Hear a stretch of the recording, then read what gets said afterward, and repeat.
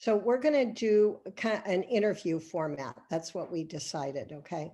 So I've made some questions. First, Joanna, thank you for being here. Number one.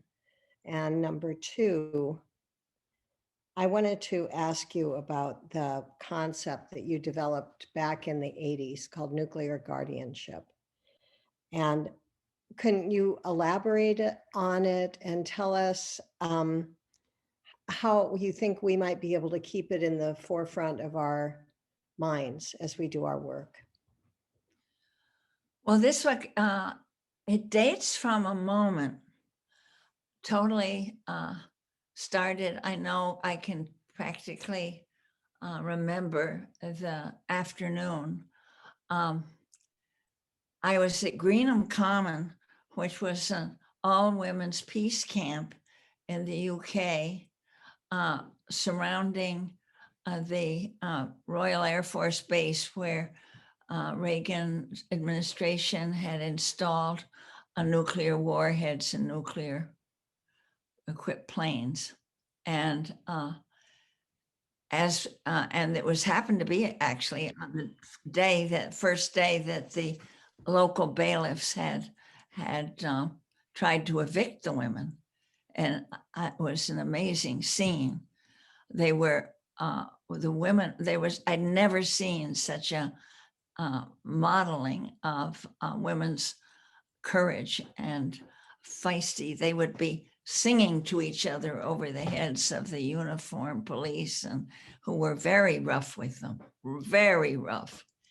And in any case, when it was all over and it was pouring rain, they didn't manage to evict the women, and sitting around a campfire. I was visiting, so I had a car, and I ran and got loaded up with food. And through the fog of the over the fire, I had a vision. It's not like me, but I saw it. I saw a nuclear power plant with figures of people down below walking around, and something about, I knew it was of the future. My whole body knew it. And I somehow got it almost that soon, that what these people of the future were doing with this, it was a non-operative, it had been closed, but I saw the cooling towers. They were guarding it, and they were caring for the the fuel rods that were left there, and to keep the contamination from leaking out into the countryside and the environs. And instantly I realized the logic of that, because I had been very given some attention to the incredible longevity of nuclear contamination, nuclear waste, and the number of generations that would be affected by it. And that the necessity for people to learn how to protect themselves, to learn about nuclear contamination from energy plants and weapons facilities too, and weapons production, but it all came in a package. People have to understand this, everybody, like it should be in high school education. And then where we can't transport it around, it has to be localized and turned into a guardian site where people take turns taking care of it. That is be technically not that complicated. And so that was at the beginning. I came home from that, and we had half a year almost of a study group here in Berkeley. And from that grew the concept of nuclear guardianship, that when we've made Yeah. And you know, I had in between gone all around to see what the plans were. You know, I went down to the whip plant still under construction, went to Los Alamos and Livermore, and to talk, what are the plans for how we take care of this waste? And uh, the longest time they've proudly said, oh, here, we can take care of it for, it'll be totally safe for 100 years. 100 years. It's a grain of sand on the beach of time where this will be affected. So that's what it's a question of educating people and of understanding that hiding it in the ground and never talking about it is what we do with, we never can learn anything. We can never, we have to, and the future generations particularly have to know, what is this stuff that's making us sick? Where did you put it? How did you make it? Come to make it? What's its story? And we the secrecy is is a disservice to the people of the future. So my great gift from this, and to the people who take part in our deep time work, from that we created a practices where we role play future generations in discussing this, and then in other ways too. So the event of nuclear guardianship and Greenham Common, those brave women, they were there till they dismantled that base, 13 years. It has opened my life temporarily, given a huge, and to anyone who works with the work that we connect now and our deep time, a whole branch of the exercises, deep time exercises to identify with future generations, not just around nuclear, but that's how it started, but in every respect. And it's become a favorite part and one of the most effective aspects of my work. Thank you. Then, after you had this brainstorm or heartstorm or whatever you want to call it about nuclear guardianship and how long the waste lasts and how connected we are to the future generations, you started thinking about what a term that you called the great turning. Mm-hmm. And I'd like you to talk to the mothers about it, and and as much as you know about the mothers and what we do, see how we relate to the great turning. Yeah, well, that is just a name, like a cultural meme. Great turning. It was easy for me because I'm in Buddhist practice, so the use of turning, when the Buddha taught, it was the turning of the wheel, et cetera, but it just means, it's a name for the transition of our culture from an industrialized, growth-oriented society, which is very advanced now with global capitalism and the similar countries, that industrialized countries competing with capitalism. So there's lookalike, and is wasting and contaminating our world, obviously.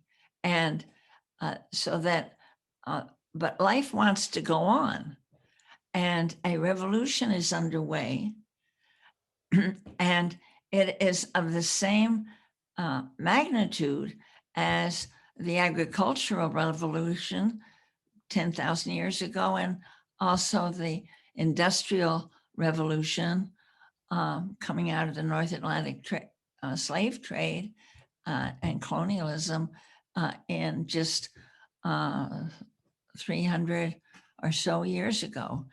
And so this was named actually, though not the Great Turning, but as the third revolution of our species. And that was named by the first head of the the Environmental Protection Agency. And that this was huge revolution. So that for us, not knowing that there were many names for it, we just called it the Great Turning. And we used it as a compass and a kind of commitment and a kind of lens through which we could see things and that could see what we needed to do and how it was progressing, because the corporate media is not going to give us and does not report on how the corporate global capitalism is coming apart, because that's what it represents, obviously. But so we train ourselves to see, and we look at how, what are the ways that are happening all over the world that people are taking actions to slow down the destruction of life by at the hands of the economy. And then also to look at what are the new structures, new energies we're bringing in, new ways of doing things, new basic foundations of taking care of ourselves in terms of everything from how we resolve conflicts to how we grow food. And and then just as important is our liberating the mind from our current economy, which actually encourages greed, hatred, and delusion, makes money off it. And it's people, so that are wising up to what militarism is doing, for example, in the economy, how we're trapped. So all of that is part of this transition. And I think that it's pretty clear how you mothers are doing this. You are in a wily and it seems to me really persevering way as a watchdog group and as visionary too in your presence in the decommissioning panel and your protection of the people. And then you have to do this in a society where you are so easily misunderstood and blocked, or they're trying to block you. So that's part of my case of hero worship that I have of you.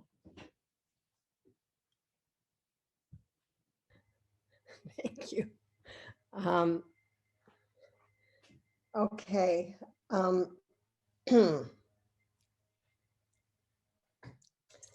Oh, here's a good question. Here you are in your early 90s. You're still at it, working almost every day, I think. And I know you do a lot of review of your life, looking back. And and in this anti-nuclear movement that we're all involved in, is there anything that you can think of that just pops out at you that you feel like maybe not the most grateful for, but that pops out at you as being really grateful for being in this movement? Oh, well, I think that I just was talking about it, honey. I feel so grateful because I would not have broken through to this sense of as connection with the future generations, and it's in our uh, support action group called the Fire Group. We would do role plays. We would I think it's very important to use your imagination, and it's a lot very important to have fun too, because that gives you the energy to keep on. And so much came through when we would play act or role play, being alive in the future, knowing how we were carrying or what we wanted done. We had a role play. We started one day where we could pretend we could go back to this group and inhabit their bodies as they were learning that day, to give them courage to learn about. The topic was, how are we in 1988, by our government and industry, how are we taking care of nuclear waste? It was very discouraging. And it was teetering on easy to be boring. It was technical. And so we did I put on music of the Ukrainian, Russian chanting. And I said, we are now in the Chernobyl time laboratory where we are asking you here to go back 100 years. We're now in 2088. Let's go back to 1988 and inhabit the minds of these bodies of these people who are very limited in their understanding, but you will help them pay attention and not get discouraged. Well, those things like that, they work. They do. Anything we can do to motivate ourselves, to laugh and be encouraged and feel solidarity. And I think the use of our moral imagination is so helpful in this time. So that's what I'm grateful for. Is that what was the question? I seem to have been am I on question? Am I on target? Perfect. You're on target. Yeah. And Yeah. that I just have to tell you that I think of them. There are times when I think about, particularly it's the nuclear that does it. I feel them so present. They are right behind my left shoulder, invisible to the future beings. But sometimes I could feel them. I get discouraged and saying, I'm done with it. I've got something else to do. I'm not a nuclear engineer. I don't know about this. And then they would say to me, you're the one who's alive now. So just keep, this is what you're doing. Whether you are as goofy as I am about being inspired by the future beings, but look what you're doing. Look at the time you give, the energy you give. Look at the perseverance. These are all things I just admire indescribably. So I'm grateful. That's what I'm grateful for. That's a lot. Then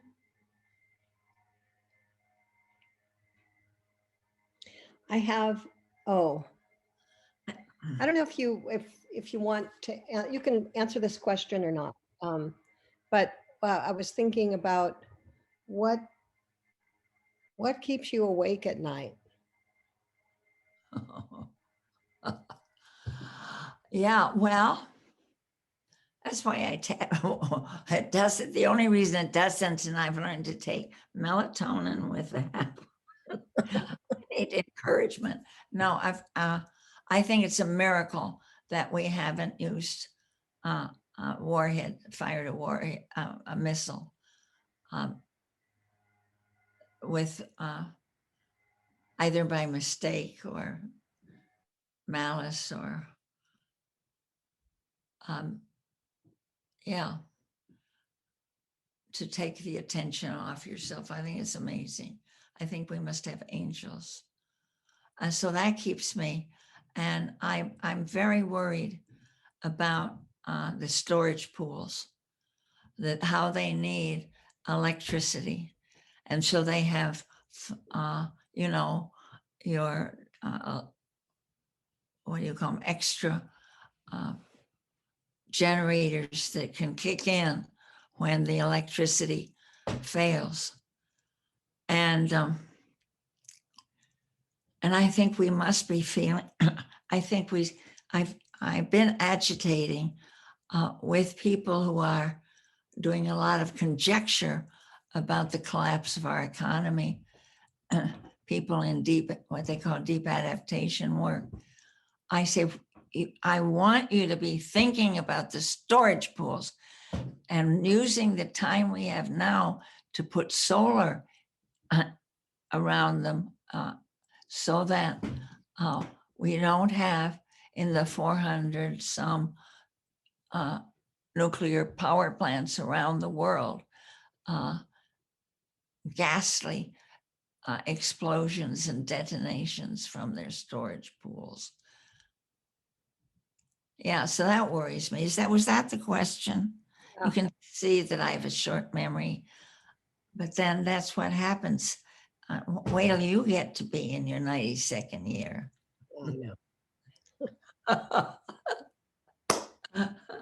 I know. I've one last question. So it's if you could give one piece of advice to Mothers for Peace during the here we are in this pandemic, and we're in so much danger with this factionalization in our country, and with the danger that you just talked about with the nuclear storage. If you could just give us one piece of advice, what would that advice be? I know what it is. I'm trying to find strong enough words. So the words have to do with loving and respecting yourselves. Actually, I would say, I want you to sense in some way that you have been called to and you have accepted a work that is sacred in the eyes of the protectors of Earth. And that, so I want you to have a good time. And I think from your joshing around this morning, I think you're doing that. I think that you are on you keep each other in good spirits. That's my advice for you.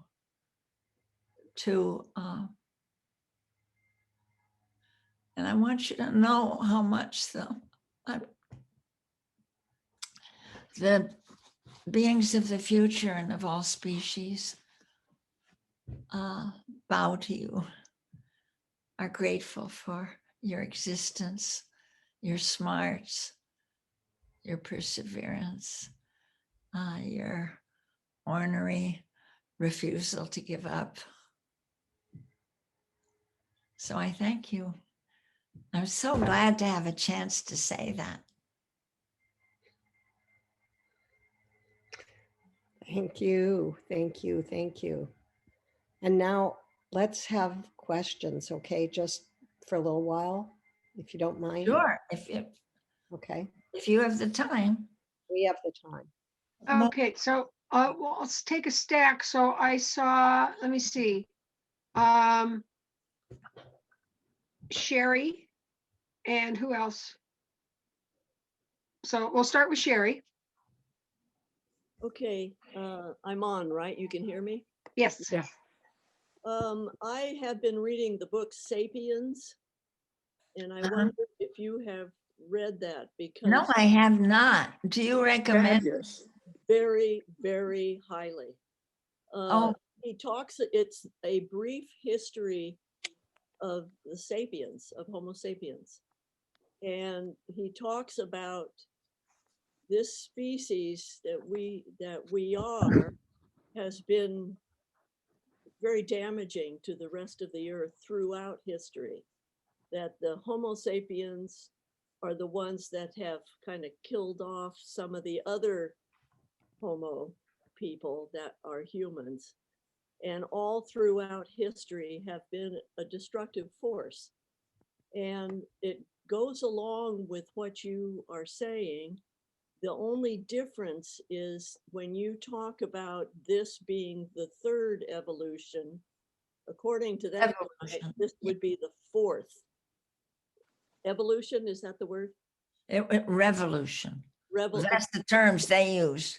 Okay. I mean, this the is the fourth. people that we talk about the agricultural revolution or the industrial revolution. So Right.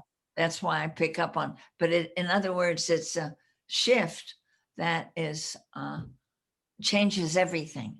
Well, the thing that means so much to me in this book is that he talks about a prior revolution, which is the cognitive revolution. And that Ah, is what separates Homo sapiens from Homo erectus and these others. The cognitive revolution is what enabled people uh, to converse and organize and imagine with other people so that they can, with the combination of large groups of people, accomplish something that in the other times, previous times, you could only deal with a smaller amount of people. So that now we can have a mythology of thousands and millions of people where they all believe something and become a huge course. source for good and for evil. And he, I, it goes along with what you're saying, but I think it's a valuable thing to bring in the cognitive revolution so that what you were talking about would be the fourth one. And reading this book, it made me think, what can I do? What can I do? And what you're saying kind of fits in then with all of this. And it wouldn't just be nuclear stuff, but Well, it also means learning to get along with all people, even people you don't like, and people who think differently and you think are really dumb, but learning to deal with them as human beings as well. Okay, that's my long. And then just tell me again the name of the author. Harari, Harari. Uh-huh. He's an Israeli. Yeah, I've heard about it. And thank you so much, Sherry. Oh, it's I'm reading it now for a second time to really learn it. Oh, Right. Great book. I get it today. Yeah, All right, Evie, thank you. Yeah. Okay, and then Jane is on stack. Okay, Go for it, Jane. okay, and I'll be fairly brief. Just in passing, thank you, Sherry. I read that book also, and I agree it needs to be read at least twice. Yeah. It's very deep. I'm not it's very valuable to entertain his ideas, but I don't personally buy them 1,000%. I don't consider him to have the truth in whole. So Sherry, you and I, once we are allowed to have lunch together, we'll talk about it. But to Joanna, I wanted to, of course, thank you, Joanna, for this incredibly fine presentation, and the interview format worked so well. So thank you, Linda, for helping with that. And I have heard and read a modest amount from Joanna before, but Joanna, the way you put things today was so pragmatic and possible. There's nothing theoretical about what you're saying today, in my perception.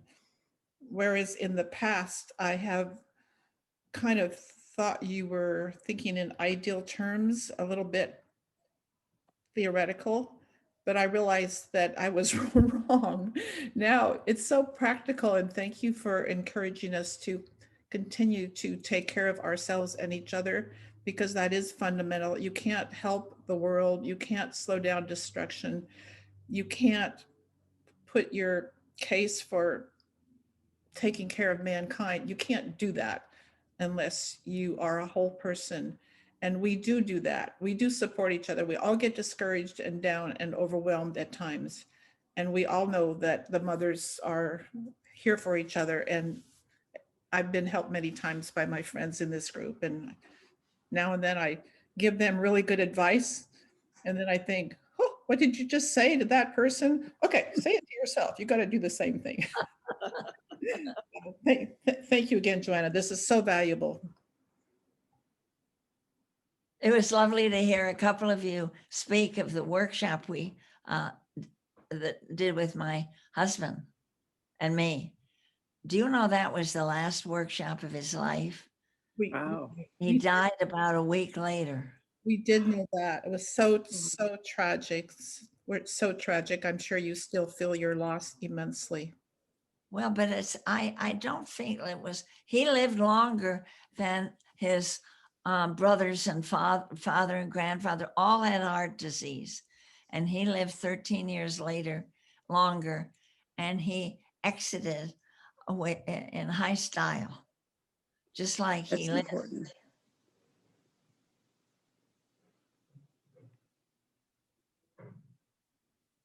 Wasn't it around Obama's inauguration that he passed? Yeah, on that day.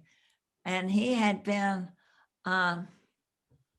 his admiration and gratitude for Obama was unblemished by any reservations such as I had. Mhm. I had a lot of worries about Obama. And though I was thrilled to have an African-American in the White House. And so he was, yeah, it was wonderful. And I feel his presence a lot. And he went on to do so much from that first study action group back in the 80s. He went on, he founded the Center for Safe Energy, very active in the former Soviet Union. Yeah. After Chernobyl, you know, there was a plethora of nonprofit citizen organizations that had never existed before. And so they became, and yeah. So we have a stack. I've got Marty and then Carol. Okay. I was reading something this morning that you wrote. It's called The Work of Our Time. And there's like 4 different steps here: gratitude, honoring pain, seeing with fresh eyes, and going forth. And that seems to me like the steps of grief. Like when you lose a loved one, you go through these stages of grief. And I think that that's what we're going through as a country here, and especially the mothers, because there's so much to have grief about. But the final thing is going forth. And I think that is what you're telling us. And that's what we all have to embody is that last step of going forth. Because we're all up there in age, at least I'm 75, and we have to do something for the world that we're leaving to our kids and grandkids. Like you say, Mhm. it's what gives us the strength to go on, I think. Thank you for being here. I appreciate it very much. It's an All honor. right. Carol? Yes, I come from Japan and I work with Japanese activists also, on this whole nuclear issue. The Japanese, we're not used to standing up against the status quo. And the problem with the movement is that, after the accident, there were a lot of people involved.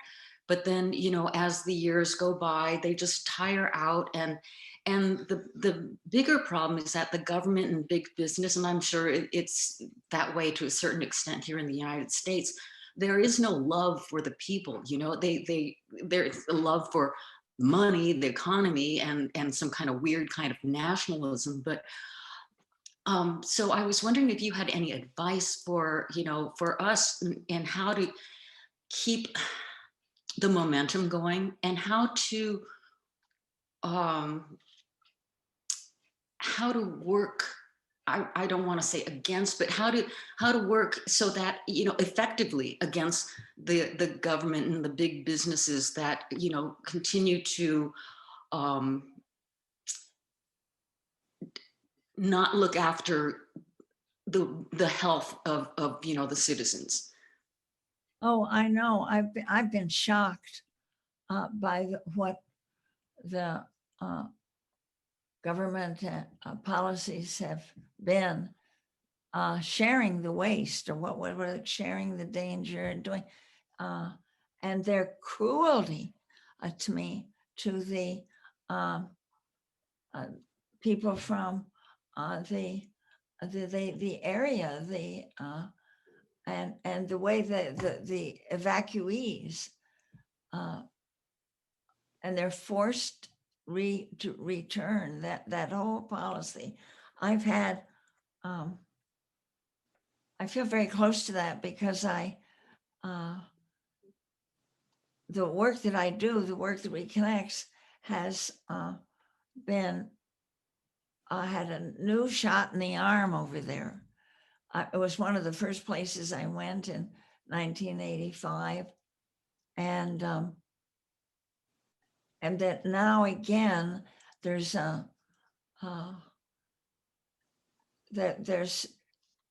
it's very active around the work. They've had 2 books translated. One is Active Hope, which is a best-selling book of mine, co-written with a British fellow, and then the great manual for the work that reconnects, and I think they keep having the same name in Japanese, but it's being welcomed and used with great preparation. The translator who lives here in Berkeley, Japanese woman, who has been with me for the last 15 years. She's translated it, spent 3 years with it, with a group, brought over, there was a group of 30 that came over for a week. And now she's on the phone 3 times a day, or sometimes Zooms, leading, and many other, there's just a lot of activity now. I have, yeah, I'm really very moved by the quality of the courage. Yeah, I'm a sucker for courage. I just love seeing people who are Right. brave. That's why I'm so honored to be in your presence. I think you're courageous women, and there's a lot in and it takes even more courage perhaps in Japan, where you're culturally conditioned to stay in agreement with people. Well, thank you. Anybody else have any other questions or? Oh, thank you so much, Joe. Oh, Sherry. Just this last point about Japan, I was thinking, unfortunately, they never had a movement, I don't think, that we had in the 60s and 70s about, the flower power and love and all that. That has changed. That has changed our American culture, having gone through that. And the Japanese need to have, I would guess, some of that, because it helps develop individuals as well. They need hippies. That's Yeah. it. There was, sorry, there was a movement, in the 60s, mostly among students. There were lots of demonstrations, protests, and then it got seriously radicalized and then it splintered off, and the sort of mainstream died out, but there were these small, very radicalized groups that kind of became like terrorist organizations. And so I think most of the people have a really bad image of protest and demonstrations and activism, kind of because of what happened with those little factions, that became so radicalized. Oh. They weren't used to it yet. Okay. Mm-mm. Yeah. Used to All be. right, well, I'm gonna let you ladies get to work. I just loved having this time with you. Oh, thank you. We are Thank so you. appreciative. And thank you, Celie, Linda. Okay, bye. I'll Thank bow you. out. Bye, now. Joanna. You take care. I will. Bye.